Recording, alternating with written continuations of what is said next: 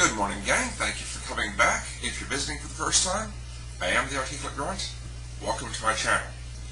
Now, loyalty is always a question, and with what's going on in Iran, everyone would assume anyone who leaves the country, especially in the company of the Iranian president, is fanatically loyal. However, that turned out not to be the case, as, if you remember as of late, the Iranian president visited the UN in New York, heavily criticizing the U.S. and other nations across the world for their sanctions and injunctions against his country.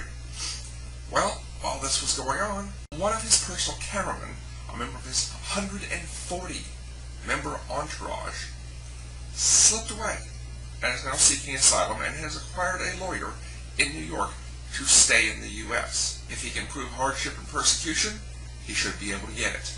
Moving on from there, though, let's hop over to Turkey, where, fed up with Syrian forces firing at refugees fleeing across their borders and hitting Turkish targets and Turkish citizens, regardless of Russia and China's warnings to stand down, leave Syria alone to everyone, Turkey apparently moved counter-battery radar up close to the border along with some artillery, and yesterday when Syria fired into Turkey for the third time, this time killing a family of 5 Turkish citizens in their home, Turkey caught the incoming rounds on radar and counter-fired, firing artillery back across the border onto a Syrian military base, and assumingly, hopefully, knocked out the Syrian artillery. For those of you that don't know, what counter-battery radar does, it sends out a radar platform, basically. It's like a sheet of radar signals in the air. As an artillery round comes up, it breaks that plane, you get the first hit, and then as it comes back down to hit, you get a second. By those hits, breaking through of the radar plane, you can figure out the trajectory and figure out where the artillery fired from. If you've got artillery of your own standing by, you can fire back, hitting their location and eliminating the enemy artillery. Well, this has got Russia all up in arms. Haven't heard much of anything out of Syria about it. And Turkey's saying, we were within our rights to defend our territory.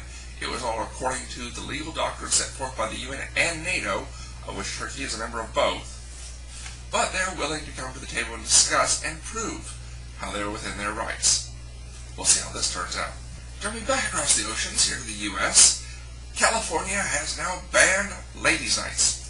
Not you and your girls getting together and going out, but the practice of some bars and clubs for decades now that at certain hours or certain nights of the week, ladies either get in free or get in for a reduced price or get their drinks free or for a reduced price.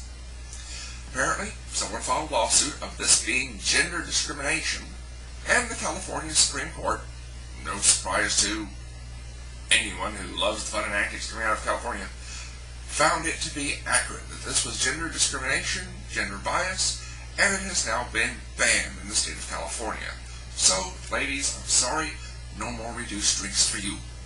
My curiosity and question on this one, though, is who filed the lawsuit? Some dickhead who got pissed over his lady getting a reduced price than he did, why he had to pay full price for his drinks. Some feminazi who got all in a twist because she wanted to be treated equally as everyone else and not get a discount on her ticket. Or one of the boys who got all pissed and got his panties in a knicker because they charged me for my physical gender, not my emotional gender. If you know, let me know. Let's move on.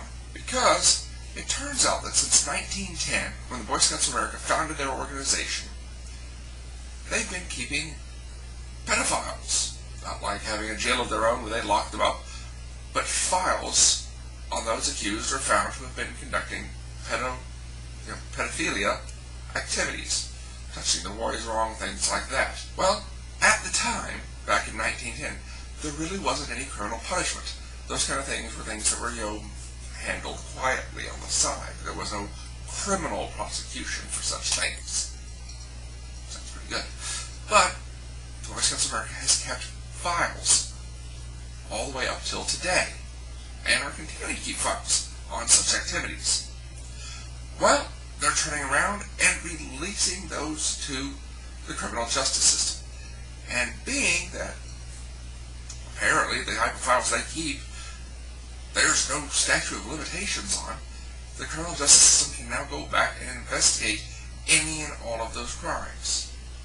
And okay, I'm sorry, but so the original guys back in 1910 are probably not available for prosecution. But for some of the more modern cases, that sounds like a damn good deal to me. Running point to the Boy Scouts. Hope you have a wonderful day. I am the Articulate Grunt. Take care of yourself. I'll catch you next time. Keep your heads down. Bye.